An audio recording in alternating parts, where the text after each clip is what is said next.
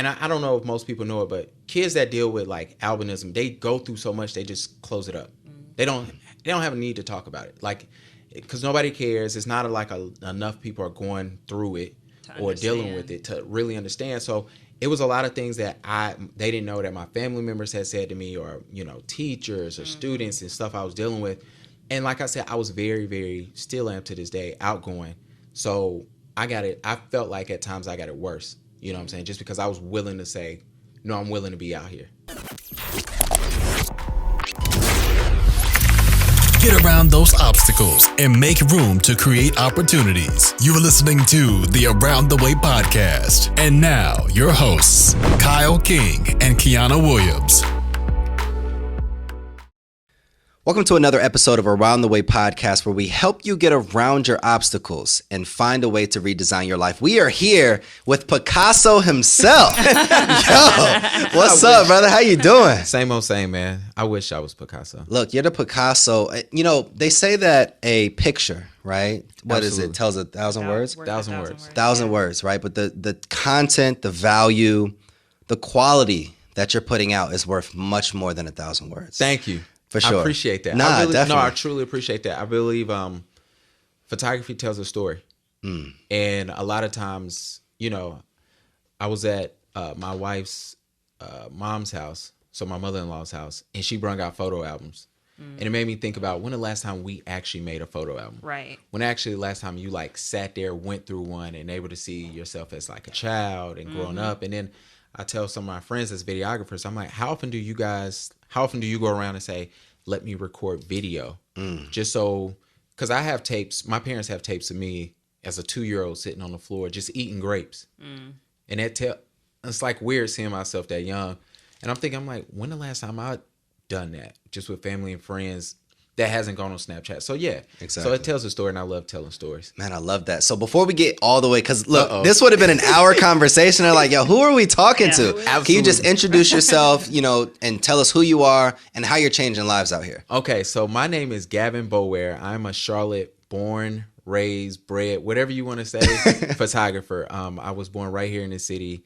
I love this city. I am actually the host of the Paid and Exposure Photography podcast.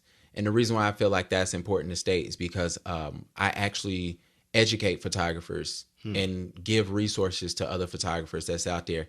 It's catered to Black and brown photographers. However, if you join our group on Facebook, we have a little bit of everybody in there, which is great because they like a great insight onto just issues that Black and brown photographers face, but also how they can reach and deal with their Black and brown clients. So we do a lot of education there. So that's how I'm giving back and helping out. I love it. And you started off with saying, like, you're in photography because it's the story, right? Absolutely. And you talked about these different pictures that, when you were kind of growing up that you saw. Absolutely. What are 3 pictures that you can identify with that you've either taken or that you've been in your life that describe your story? Oh my goodness. So one picture, it has to be my wedding day. Well, she's not in it, so she said, "Oh, like."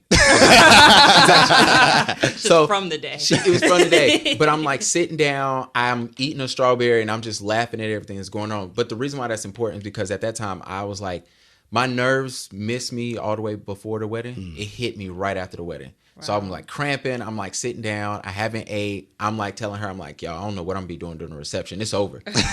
But so that one's just seeing myself there in that element. It's just amazing just to say, like, it was a sigh of relief, like just to be married and say it's all over. We've been working for that.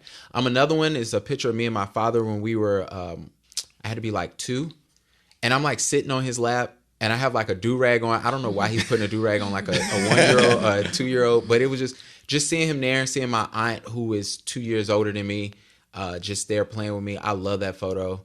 And then, a little bit later, I have like a full-blown fro. So it's like, it's the weirdest thing ever to see, a blonde fro.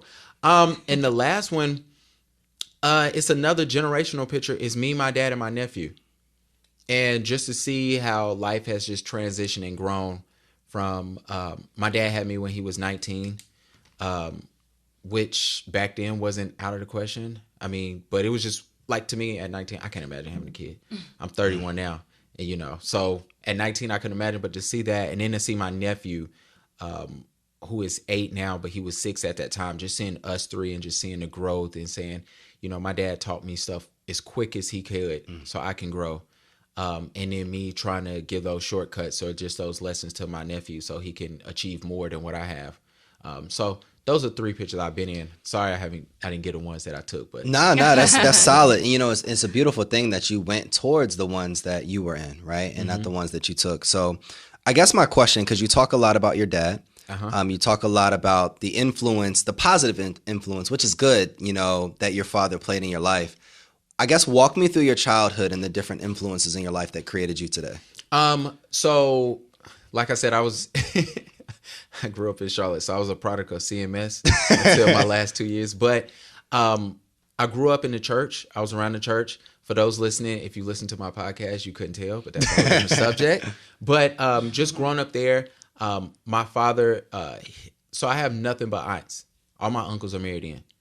And the reason why I feel like that's important, because as I got older, my wife might have a different story, but just dealing with women, speaking to women, understanding certain women, aspects about women, I felt like I always had the advantage. I have sisters.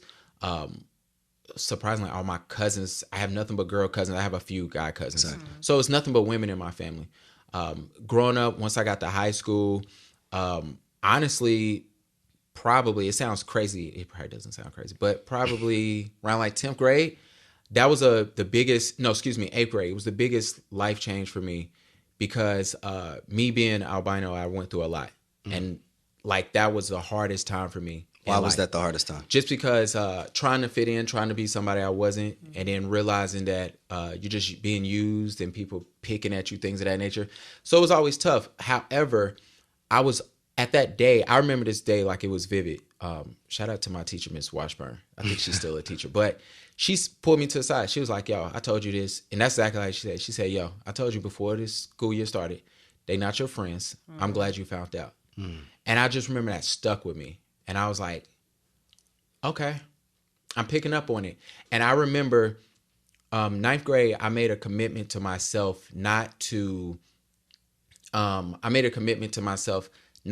to like fit out, not try to be shy and to myself and figure that people would just leave me alone.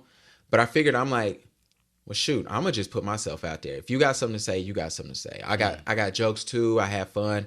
And in 9th grade, I just remember just saying, hey, I'm talking to everybody. I'm going to be loud. So if people say something, I'm going to just learn to deal with it. And I remember in 10th grade, so in the 10th grade, I planned too much around and at Hopewell. My mom said, all right, you having too much fun. So I got something for you. And she went into a bank. On the back of her pamphlet, it was a Christian school on there. She came home. She said, this is where you're going to school at. You had too much fun. And it was, wow, bro, it was tough. And so I was like, I'm thinking she joking because, black mom, I ain't paying for no school. We ain't doing that till you get to college. And she was serious. And I remember 3 months into the school, a guy came up to me, did not know me. He said, you've been picked on too much. People going to start following you now. So just start paying attention to what your moves you're making. And it scared me, but it also like made me just self-aware. Like, okay. And now to this day, I feel like what I used to get picked on the most is the easiest way people recognize me. I think that's why I am where I am now. That's powerful. My wife says it all the time. Like, we'd be out somewhere and we'd be at a restaurant, servers to come up and speak to me. And it's not because they know me from photography. They just saw me last time. They remember me. So, we skip lines places. We get together places. When we used to go out and party, we was never paying for drinks because people just recognize me. And I always have like a good spirit because it kept me out of trouble as well. Because I'm like, oh, they're gonna pick me out the lineup. Like, they're going to know. So, yeah. So that was, and then now, the biggest change in my life, meet my wife, to be completely 100 with y'all. It's not because she's here. I've said it on several episodes. I said it several times. I meet people. I was working for Marriott. I was working at the Ritz. I was a marketing coordinator, and I wasn't making enough money. I went to my gym. I said, yo, I got to figure something out. And I told her, I was like, hey, I'm about to get a second job. She was like, you're a photographer. What you doing? Like, that's your second job. You should start charging people. That's powerful. And I told her, I said, well, I don't know. I got some. And mind you, at this time, she wasn't even my girlfriend. She was just a girl at work I was talking to. And she came to me. She said, hey, I got this for you. And it was a photography class. And that changed my career, my life everything for me, just the education part. Because I was a YouTube university student, you know what I'm saying? Yeah. I went to UNCC, but she got me that class, and the first class I came home, called her, I said, I learned nothing, because I didn't. She was like, well, just stick it out. The second day, I've never been so ignorant and so eager just to learn that day. And since then, shout out to the Light Factory. They taught me more than I could have, more than what the class was. I paid for the class, what she paid for the class. She did that. Yeah, she did that. Solid, wife. And so solid. it changed my life. It really, really, Wow. really changed my life. And just her and that. And I tell everybody, I'm like, she speaks life into me. Like, it sounds crazy to say, but she does. She takes me places I can't go. She made me do stuff I want to do. That's on the subject. But yeah.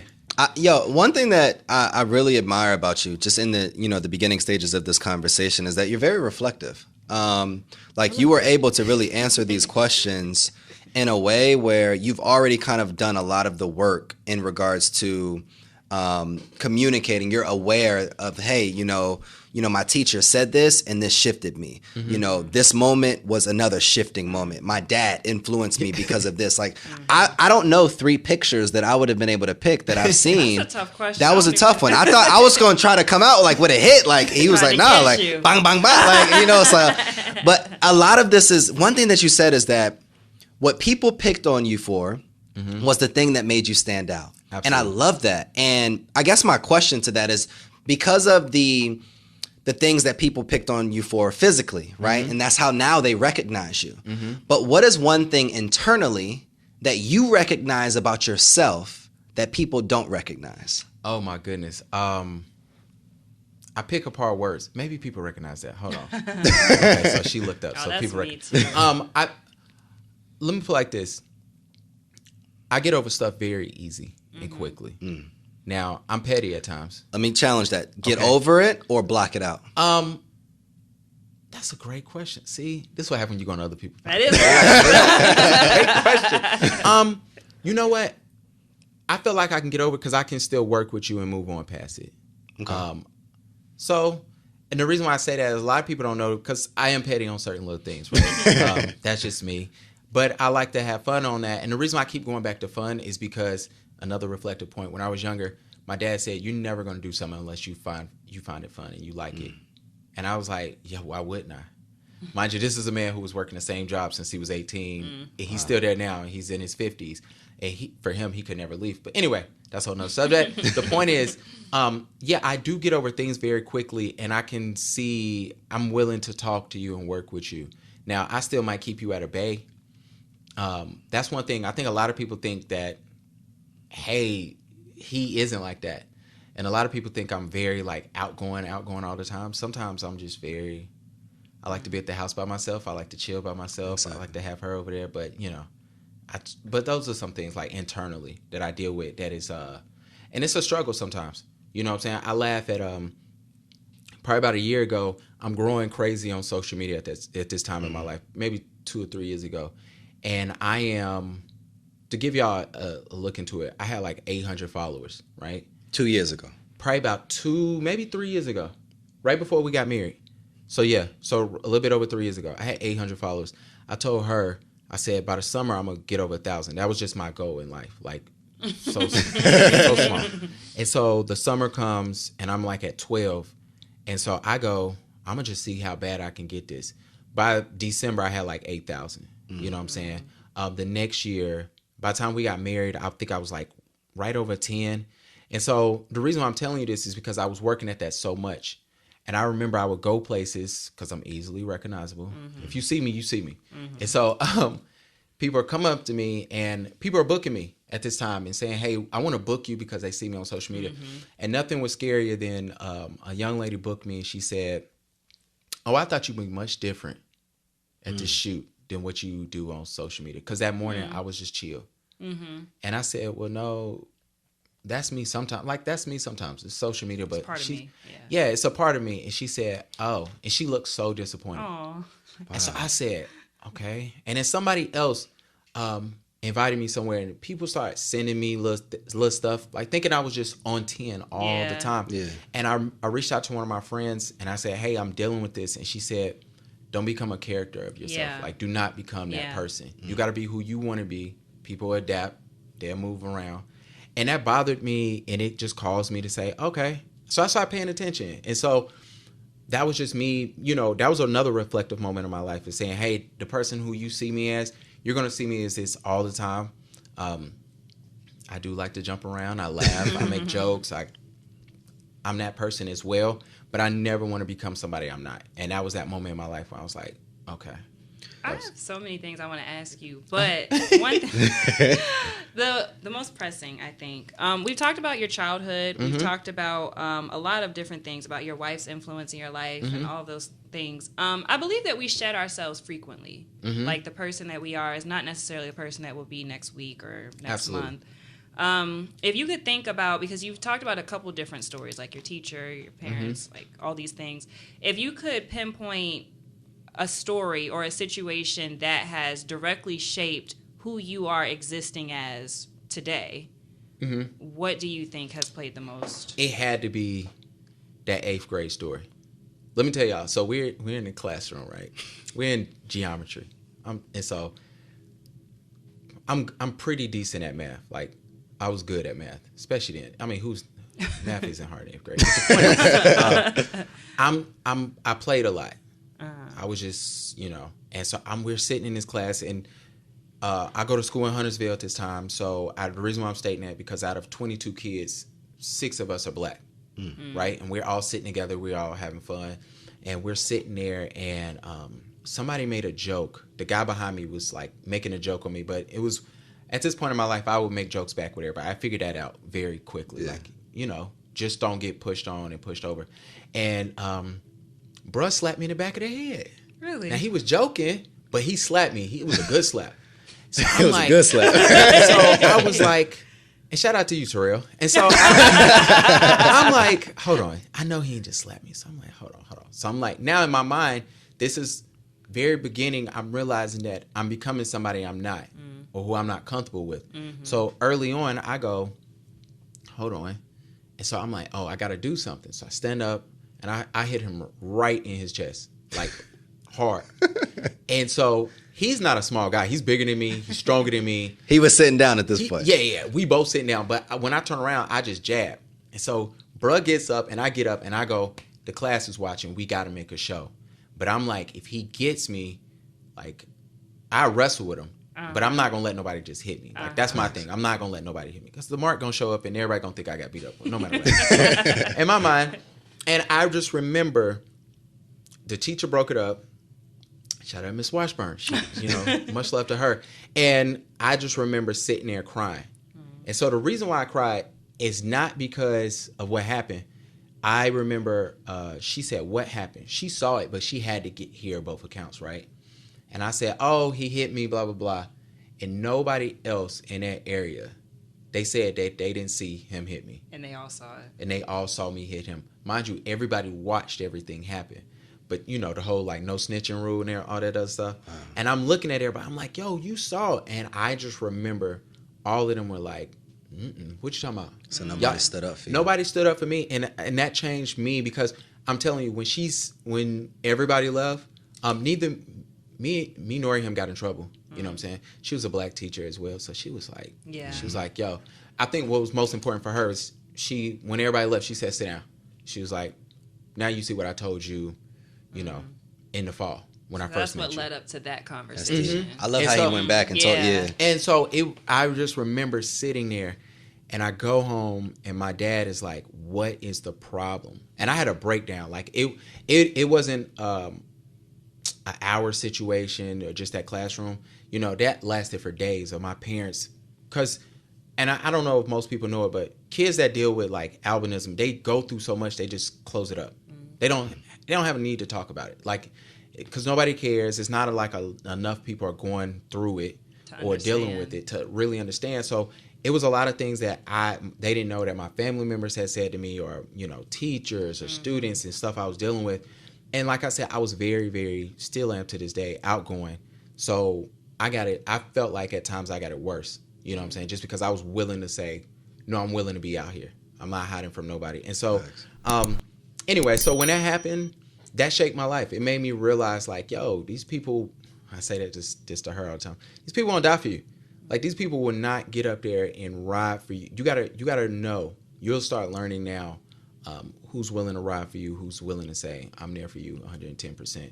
And so I was just aware of that. Literally, starting in 9th grade, I was aware of that in, like, life. That's good, bro. So that's good. Like, it was just self-awareness. That's good. Like, and it's, I love how you painted the picture. Yeah. But then, like, had a powerful message, because it's kind of like a lot of people are rocking with their day one still in 2021 Yes. that didn't stand up for them in the 8th grade classroom. Absolutely. And still aren't standing up for them right now. Absolutely. So it's crazy, man. And I think a lot of times we don't reflect enough on our experiences, and then it creates an inability to reflect on our relationships. Absolutely. Right? But I want to go back so that we can go forward as well. So one thing that you said earlier, like, really stuck with me, right? And you were talking about your social media growth and in 2 years. And I truly believe personally that success is a seesaw. And for me, I'm a father, I do a lot of different things. And there's times where, like, and we were talking to you earlier, we've been in here some days for 14 hours. Yeah. And I had my son with me.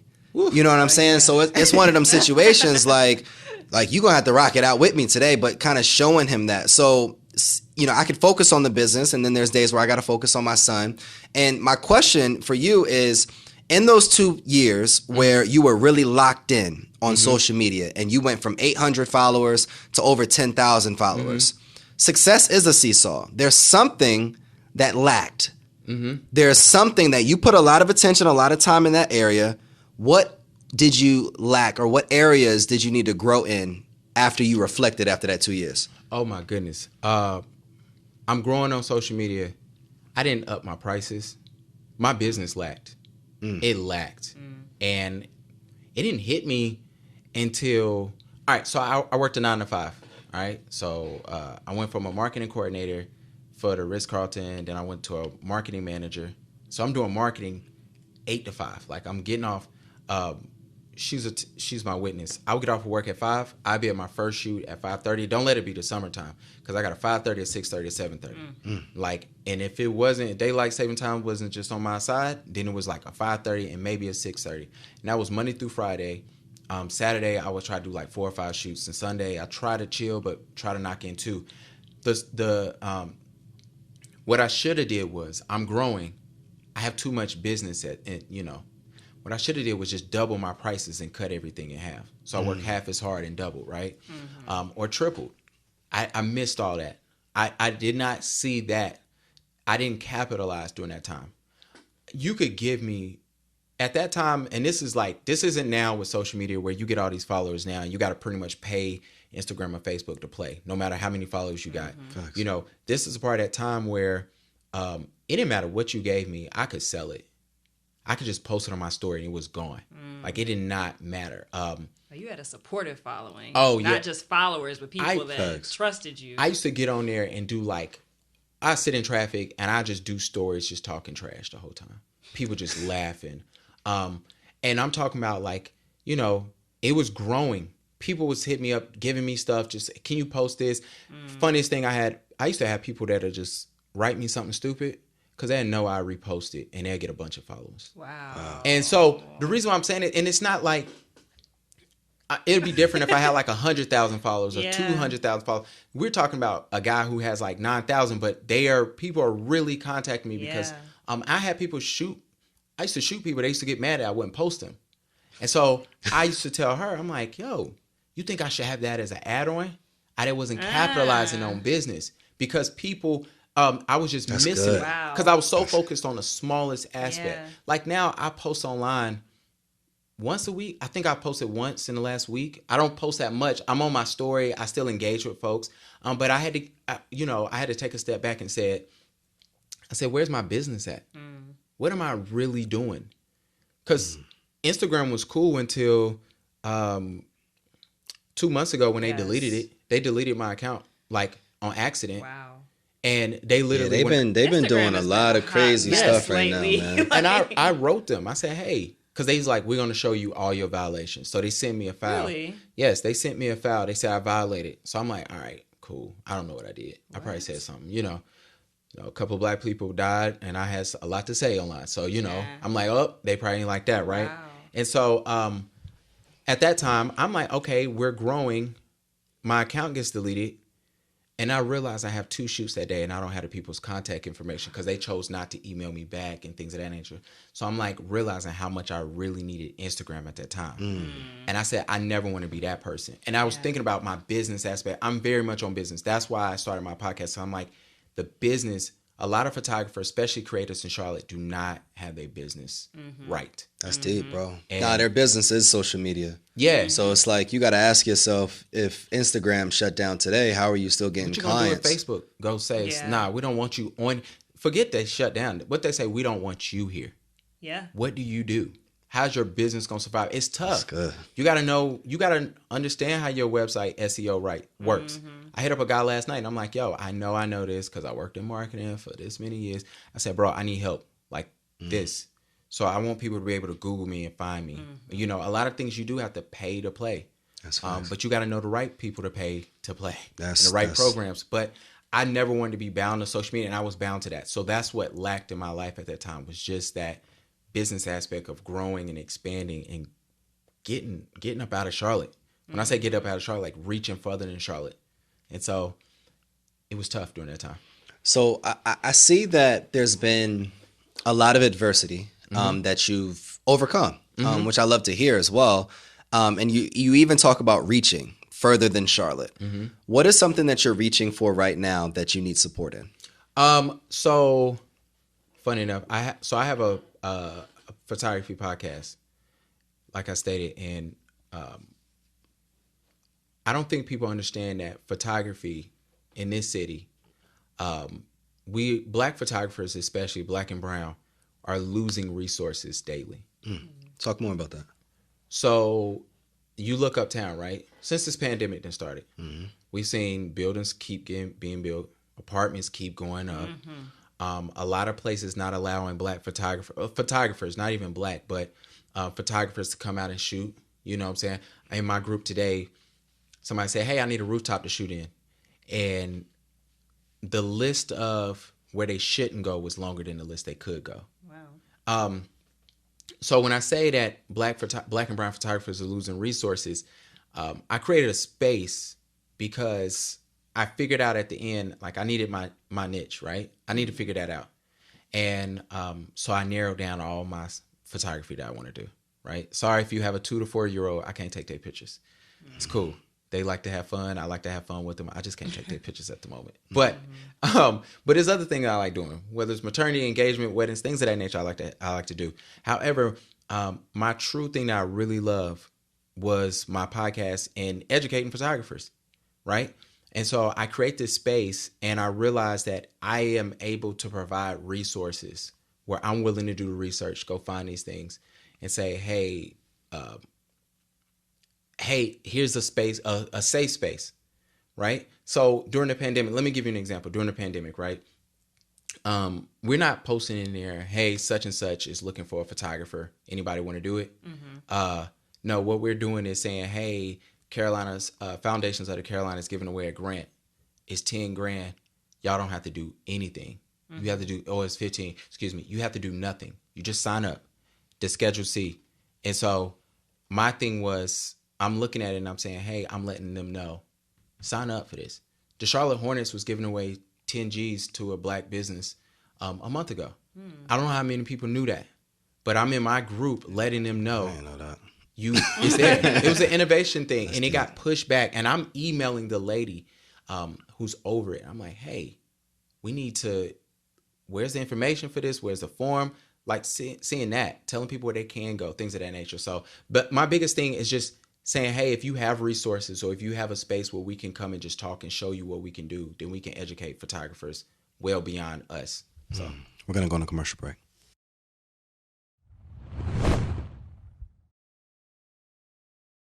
Welcome back. We are here with Mr. Picasso. We're gonna stay with that. We've been having a really great and open and honest conversation, which I appreciate. For sure. So we're going to switch it up a little bit. okay. You may notice a red box in the middle of the I table. do. Hold on, let me see something. Yeah, make sure it's in there. Sure, 'cause I think one of these. Uh-oh. I feel like somebody might have put something back. Oh gosh. This is the part. Oh gosh. This is the part. We have a notebook in our house. It's so ratchet. Like when we record, it's ratchet. Back in there. Cool. It's not. What's it? Just questions? Bro, it's questions, but to answer a question, you got to leave a question. It's so ratchet. That's cool. Oh, I like It that. gets We ratchet. should start having. I like that. Do it. There it is. I'll take 2%. Catch it. So if you could take the box, there are questions in that box, obviously. If you can take a question, read it, and answer it. Okay. All right, this one was under something. All right. If there is one event from your life that you could forget, what would it be? Oh my gosh. All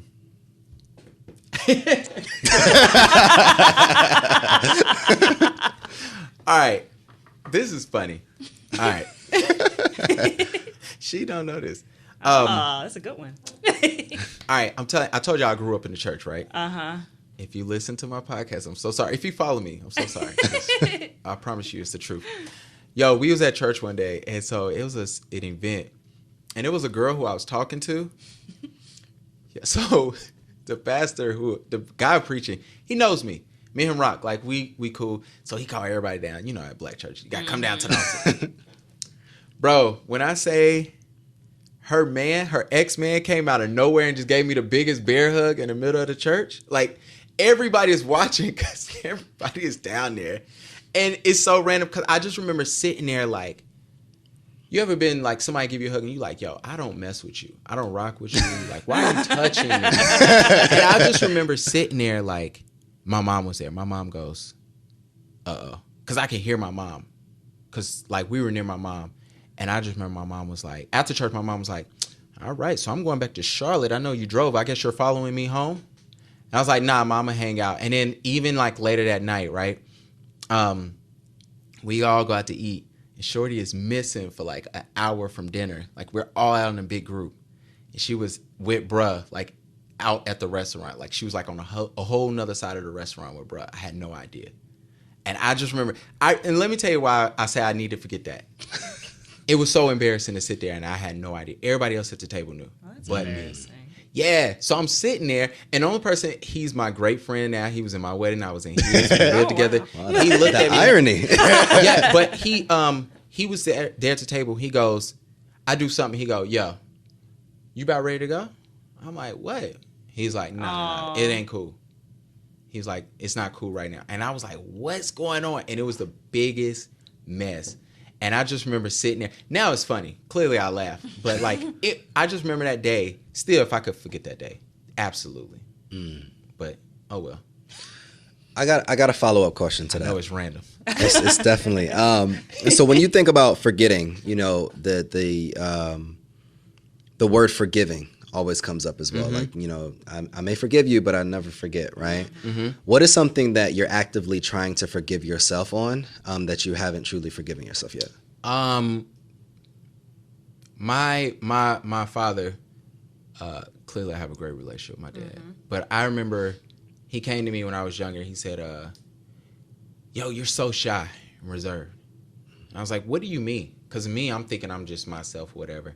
And it might have been a lot of stuff I was dealing with, so it could have been something around that time. But I just remember sitting there, and he was like, you're so shy. You're just so reserved. You don't like to be out. And I'm like, nah, I am. And he's like, nah.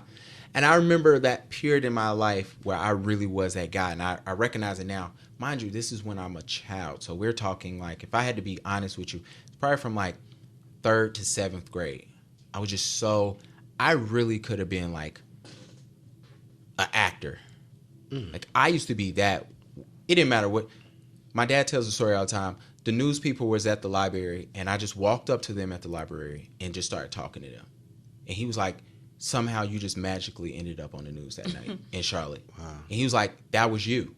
You didn't mind talking to anybody, having those conversations. And I'm trying to, like, forgive myself of taking those years away from me just to see, like, who I could have been, what I could have been, and just saying, like, hey, I'm going to make the best out of that now, even though that was so long ago. But those are some of those years, and which is funny. Everybody says that, like, my nephew is like a little smaller version of me, and I try to let him be that person. Like, yo, talk as much as you need to talk. You're gonna talk my head off, and I'm gonna bang it into a wall later. But just talk, have fun. So those are my things that, like, trying to forgive. If you could be anybody that you would want to be right now, Okay. who would that person be? If I could be anybody, like just swap for a little bit, or what you mean? So I'm gonna preface it a little bit. Okay. So I'm gonna ask a direct question, and then we're gonna open it up. So, Okay. are you the person that you dream to be? Not yet.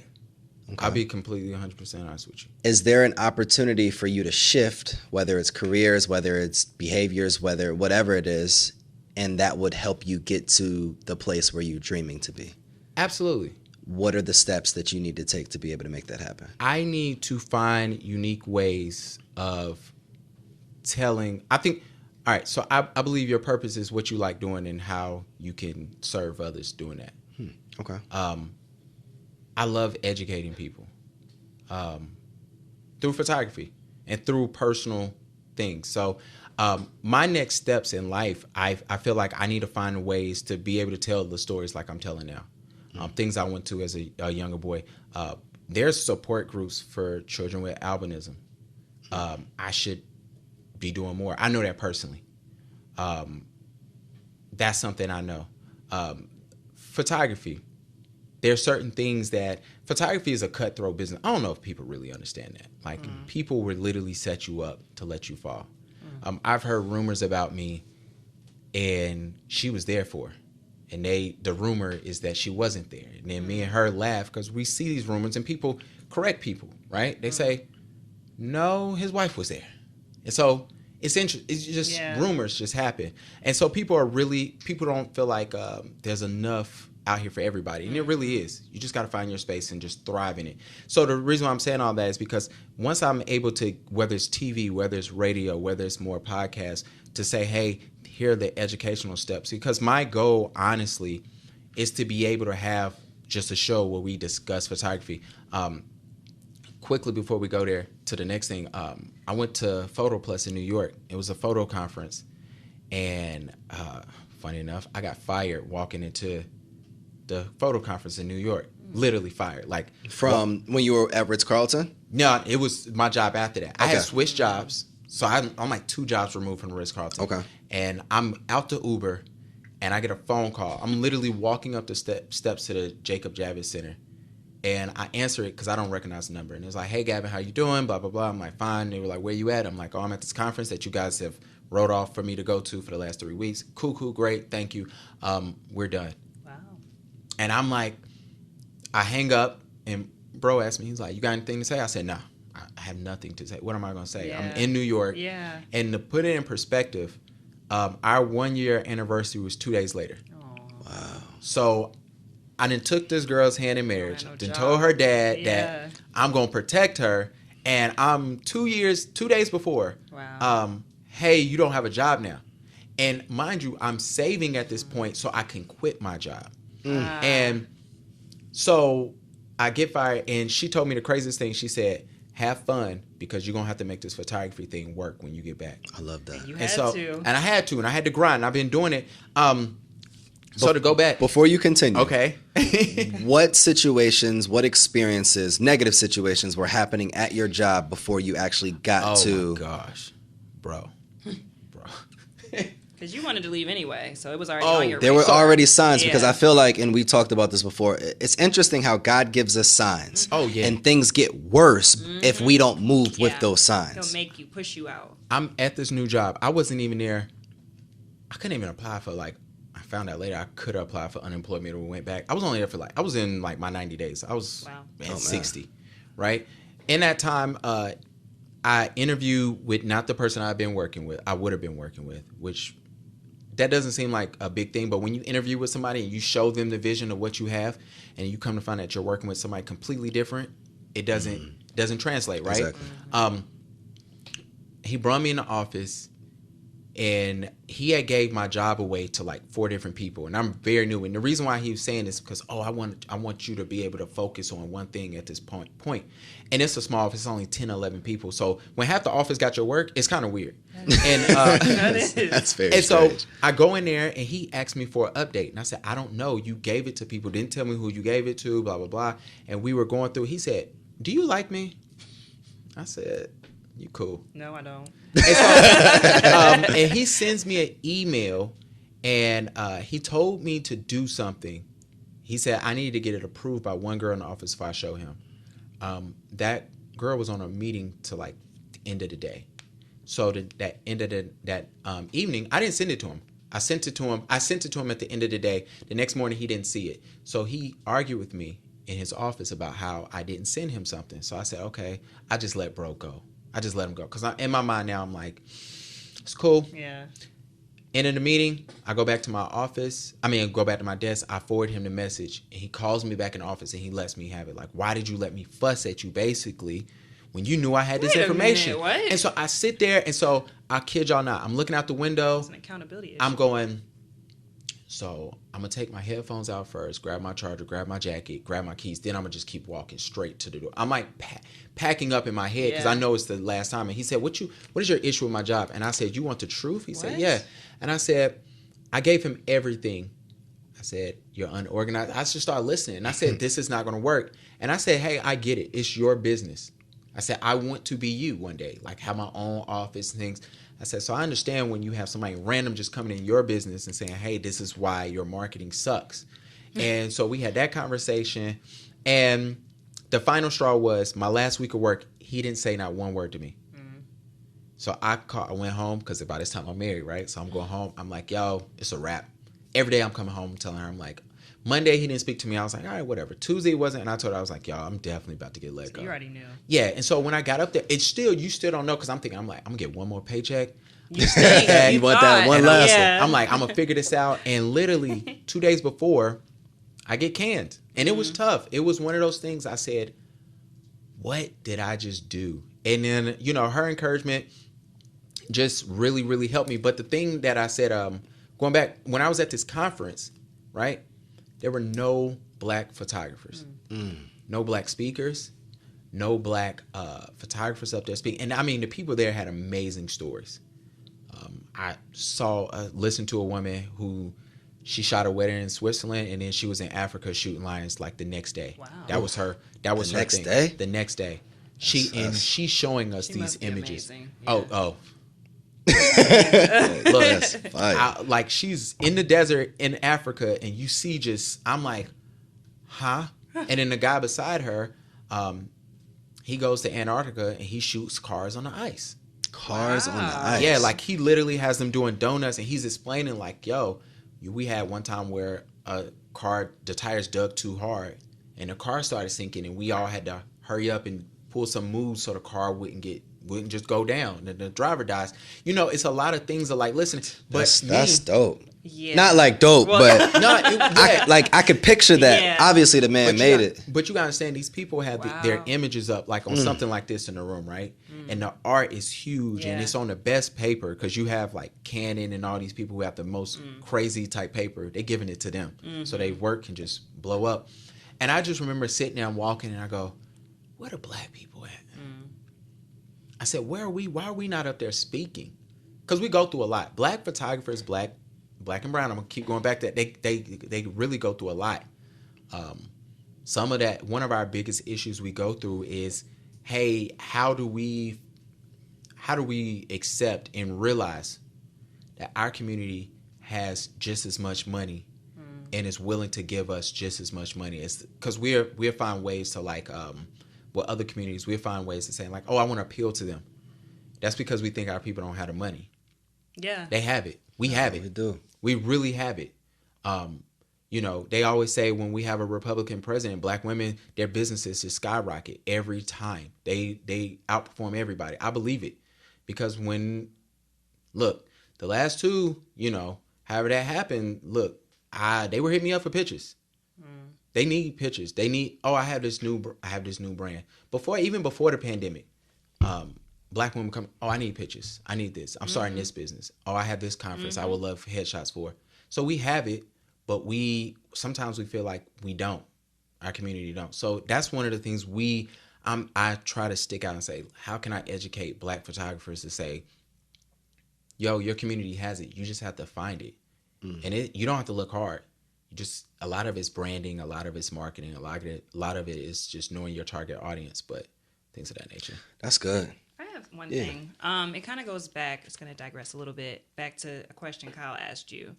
And okay, so I want to ask, at what point in your life, because I believe that we tend to become people that we needed at some point. At what point in your life did you dream about being who you are right now? And what was so attractive about that person back then?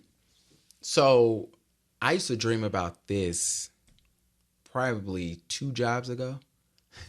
So, all right. So when I was at the Ritz-Carlton, that's probably when it first started, right? Because I'm there, I'm doing marketing, and you start seeing all these beautiful hotels.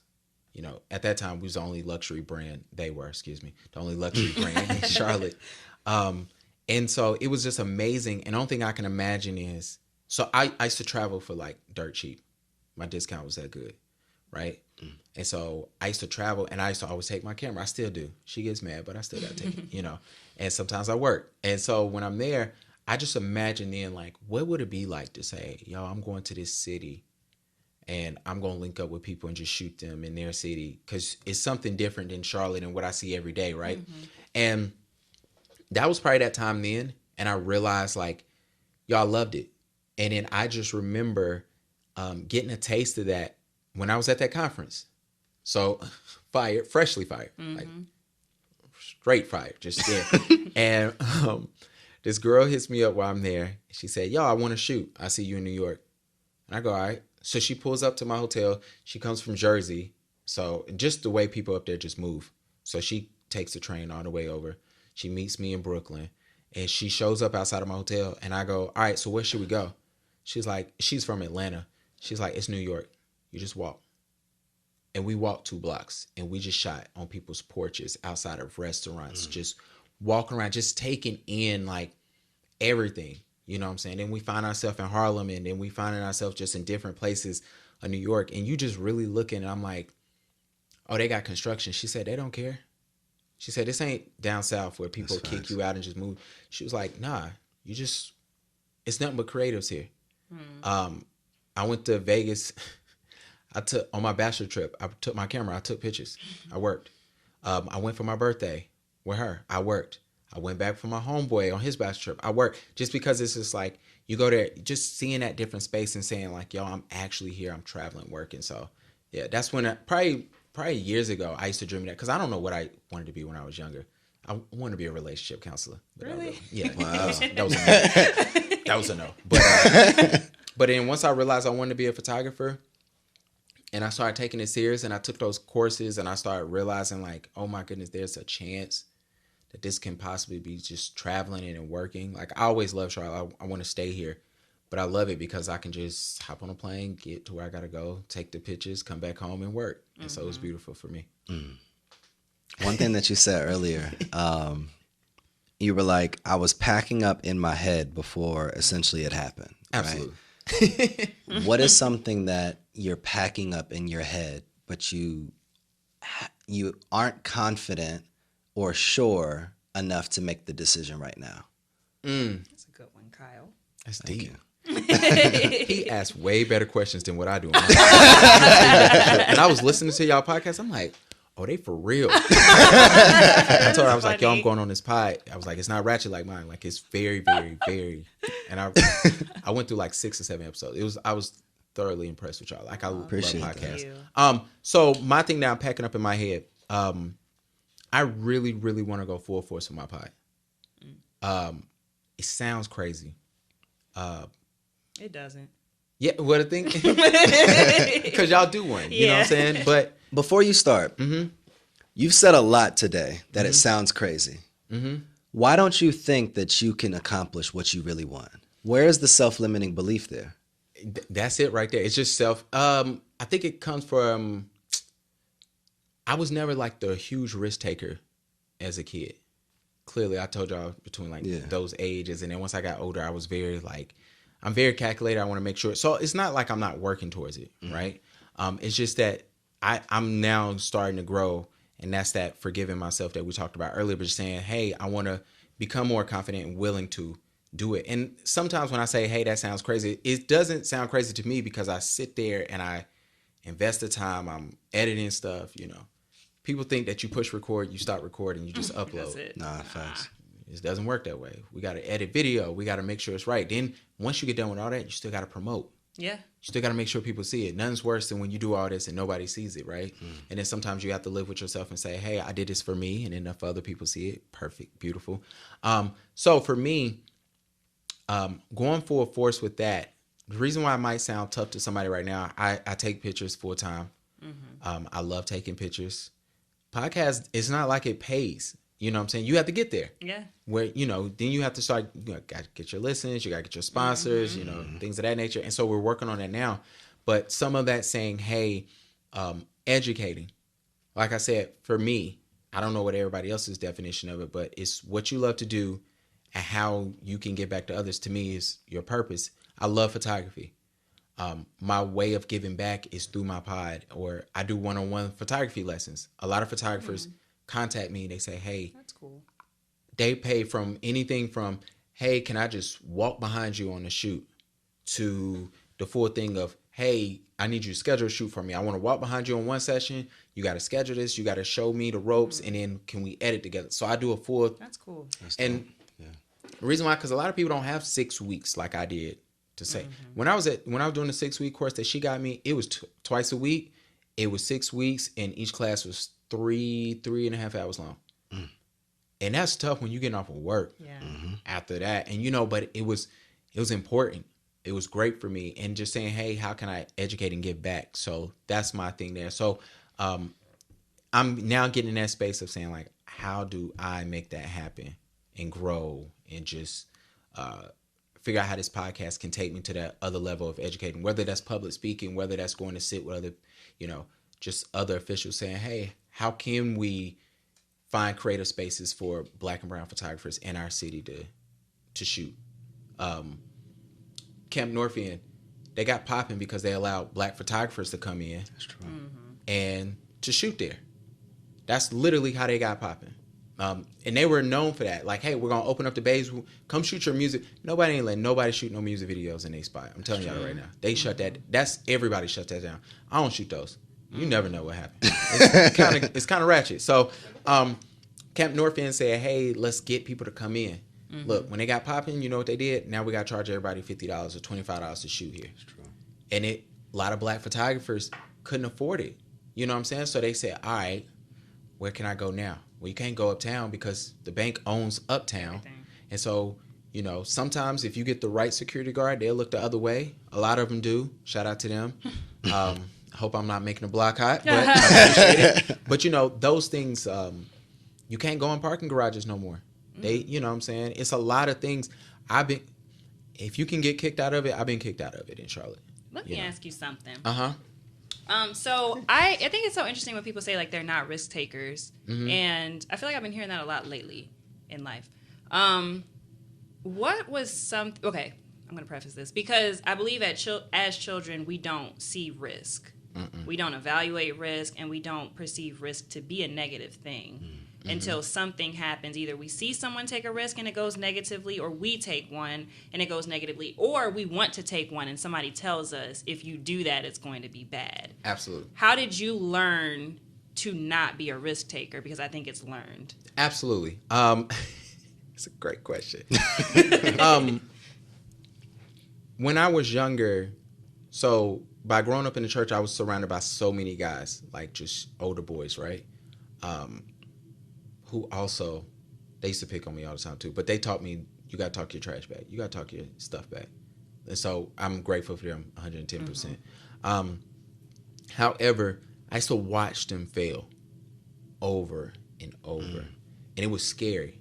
And the reason why I said it was learned, because only thing I was hearing at home was, you see what happened to such and such? Don't be that person. You see what happens here?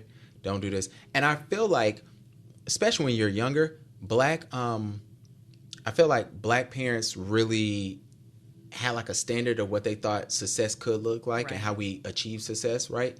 Funny enough, my last session, I was shooting a makeup artist for her birthday, and I said, you in college? She said, no. She said, I make so much money that I would have to stop, and I don't know what I want to go to college for. I said, well, don't do it until you know, or if you want to go. Because I said, success doesn't mean that you go to college. Success doesn't mean that you spend 40 years on a job. You know what I'm saying? So I felt like when I was younger, I saw so much of that, and still be in that box of, hey, this is what success looked like. It wasn't until I literally got I got out of college and I met my old job, and my boss, she didn't care about nobody's degrees. She wanted your experience. She wanted to know what you knew and how you could use your experiences to make the job better. Right. And then it started hitting me like, yo, you can take risks. I was getting job interview requests, and for people just hit me up, was like, yo, you have an eye for photography. I know you can see certain things visually. And I'm like, well, does it matter? Like, certain things. So now I started developing now I think more people that are successful in different ways, you have to share that with people so young people behind you can see like, oh, I can be a podcaster, or I can be a videographer or a photographer. Literally, I knew one photographer when I was younger, and he was great. And, I didn't see too many more. And he wasn't black, so I didn't see no black photographers, growing up. So I didn't think it was possible. It wasn't until I got to high school and I seen some girls saying, "No, I might want to be a photographer when I get older." I'm like, they don't make no money. That's fine. You know what I'm saying? It's certain things you have to just see and be able to share your story. So, especially with the younger generation, I know they off in their own little world, they're doing their own little thing, but sometimes you just have to show them. So I reach out to teachers all the time. I'm like, yo, if you ever need a photographer to come by or just a black entrepreneur to come by, just show them like, hey, there's multiple paths of ways to success. Exactly. And so you can grow. Welcome back. We are here after our last commercial break. We've been having a great conversation about so much stuff. This has been so reflective and so insightful, and I appreciate you being so open. Thank you. Literally. Sorry I talk too much, but Nah, this is necessary. It is. And I know you've talked a lot about, black and brown people, but black men don't do this. We're not reflective. Yeah. Unfortunately.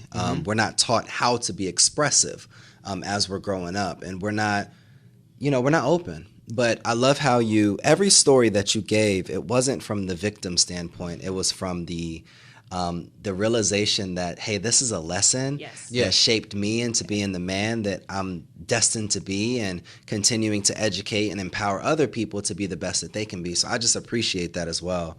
I guess my final question, right? What is it? My final question, and I probably asked this so many times, but it's so great to just hear people's answers. So, summer is coming, right? Summer is right around the corner. We're coming out of spring, and then, after summer, we get into fall, and then winter, and then there's a new season. And, as we move into summer, a lot of people are, and I'm sure you probably take pictures with people in fitness, and they're getting their bodies together, and there's all these different things that, they're trying to get ready for summer months. As we enter into the next season, what are you trying to get ready? What areas are you trying to shed? What abs are you trying to create so that you can be the best version of who you know to be? Y'all know how you get on Instagram and you see those people, like, they'll post like the little deep thoughts. So like, I hate those things, but this is one of them. This is dead weight, bad energy, removing it. I'm so busy.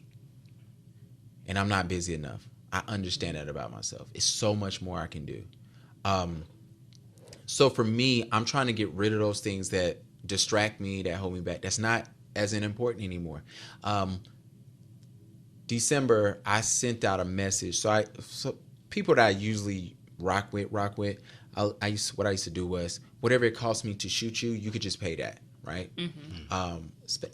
Friends, family, things of that nature. I sent out a text to people. I'm like, yo, just let you know, things are changing. I'm not going to be charging you full. But what I can't no longer lose money, because I think people think that, oh, I pay him for this. He's going to look out, which sometimes I do. I get fussed out by her. But the point is, sometimes you still lose at the end, right? You'd be surprised how many people stop texting me, answer my calls, hitting me up. And I wrote one day, I was like, oh, I see y'all shooting with other photographers. Like, I see it. And that's fine with me, because I'm not losing anymore. I'm actually gaining, because now I can put more quality there. I can put more opportunities there. I can perfect my craft. You'd be surprised how many times I go back and just edit old pictures because I've learned something different. I feel like that speaks so much. It's like there are so many people that, they love me and we're great if you're on their schedule. If you allow complete access. I think it's so telling, how do people treat you on your bad days? How do people treat you when you change? How do people treat you in different seasons? Because you like me because I provide what you need from me. In that season. Absolutely. Yeah. This is ghetto, so y'all ignore this part. But I said on my last podcast, I said photographers, especially male photographers, have to stop taking pictures of like super pretty girls just because they pretty. They will finesse you out of a free shoot and finesse another guy with those pictures. Because they're used to that. Yeah. And so the reason why I say it like that is because you're seasonal for them. You're convenient for them. Right. Once you cut off your convenience for certain people, they really show you your true value to them. In their life, yeah. You just have to learn that. And you just got to move on from it. And I learned that early in photography. I learned that you can't pay me an exposure. And so those are the things that I've just paid attention to. Just that convenience factor. And That's value good. factor. That's good. I think about so many restaurants that I only go to because it's convenient. Like if you had to get out the car to go to Cookout and you had to sit down inside of there and wait for your food, would you really still choose it? Nope. Or would you still stop at Bojangles if you had to stop, go inside and wait for your food just like you waited at another restaurant? I think that's so dope, man. And I think everything that you've said today, spot on. Thank you. Spot I on. appreciate it. I'm glad to be here. You told... It's interesting how people overlook their value because you shoot stories and you create them visually. But today you communicated them in such a articulate way, and I'm just thankful to be in the room with Picasso. It's just like I never thought I'd be able to experience this. But man, we appreciate you so much. And I guess my last thing is because you talk about educating people, right? I want you to share that message, right? Our podcast is, different demographics, different places, different countries. I want you to speak to those people on that message, that you would give them when they're being picked on. How can you help them recognize themselves? I would say this to anybody that's listening. For those that look like me or have children that look like me, or for those children that have parents. One girl, she used to call me dad at school, and I did not understand why. Then her dad came to school, and I'm like, oh, he looks just like me. It's so funny, right? But I would say this, don't be afraid. There's something greater. Yeah. You literally just have to wait it out. You're going to be stronger than most people. I know it, and I don't mean to sound rude when I say that, but you're just going to be stronger. Your skin is going to be a little bit thicker. Just take the blows, and I promise you it's going to work in your favor. To my black and brown photographers, those who hire black and brown photographers, those who are near black and brown photographers, I would say this, growth is going to happen. Our community has the resources you need. Our community is strong. We can all become better. We just have to share. And I really believe in educating each other. We elevate ourselves and each other as well. I would say this. So the podcast is called Paid and Exposure Podcast, right? We don't like to, our biggest thing is being paid in exposure. You can't pay no bills with that. That's true. Ever. You know what I'm saying? That's just not what time we're working on. So what I tell other photographers is, look, if there's a black or brown photographer beside you, or there's an opportunity for you to hire one, do it. You'll get a different perspective. You'll be able to give back to our community. You'll be able to grow. We'll all be able to learn. And a lot of times people, shout out to my boy, Josh. He talked about when he went to Duke Energy to shoot an event, and he left his grill in on accident. He said he was taking it out, and he said a white guy, older guy, came in and said, yo, I like that. That's super cool. And he said his buddies came over and was like, no, that is actually cool. We're too old for that, whatever. And he said it wasn't like a full grill. It was just like the outlines, and he said it made me realize, like, be you. You know what I'm saying? And be you in that room. Because what's going to happen is you're going to hate yourself once you leave and say, "Dog, they ain't like me for who I wasn't." I know when people don't like me for who I am, because I'm that guy. Every day you're going to meet me, I'm going to talk my trash, I'm going to laugh, I got jokes, you know what I'm saying? But when it comes down to business, you know, I try to be on time. Like today, we was up the street. I told her, I was like, "Yo, we got to be there a little early." I got, you know, so I handle my business the correct way.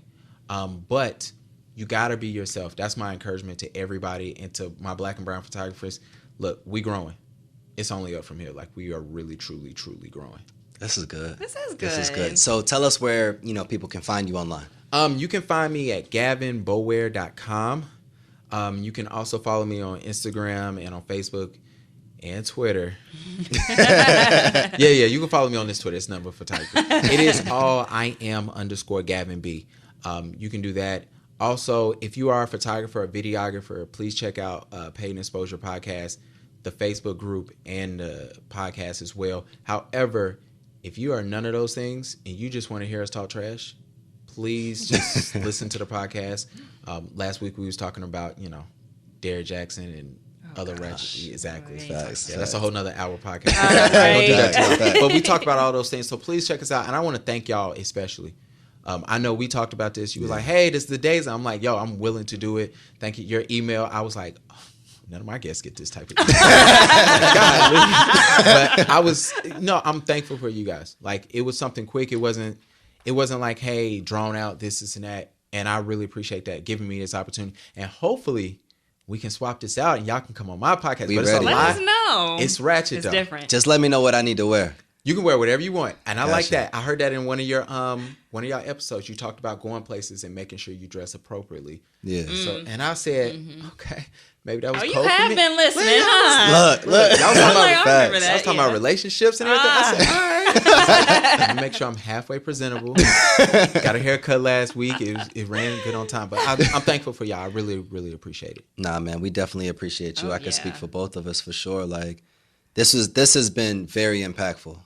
Even for me, we do this, and we were having a conversation last night. Like, this is like our ministry, right? So I think so many people start podcasts to get their voice heard. We started this podcast, right? And we sat down and we came up with this because we want to hear from you. We don't want to just talk about, our stories or, what we think is, the right thing to say. We want to be able to create and curate something where our audience listening, I keep looking at the recorder because I literally am speaking like to somebody that I don't even see, right? Because absolutely. our messages, they may never follow us on Instagram. Yep. They may never show up to an event. They may never buy a product. But we may change lives that we don't even see. Absolutely. Just because our words, just because of our stories, just because of what we're actually doing for the community. Man, anybody listening right now, go follow my man Gavin. Go follow him everywhere. Hire him, please. Please. Stop playing with him. And just continue to support. Continue to support him. Continue to support Around the Way podcast. We are here for another episode with Gavin B. We'll see you guys next episode. Bye, guys.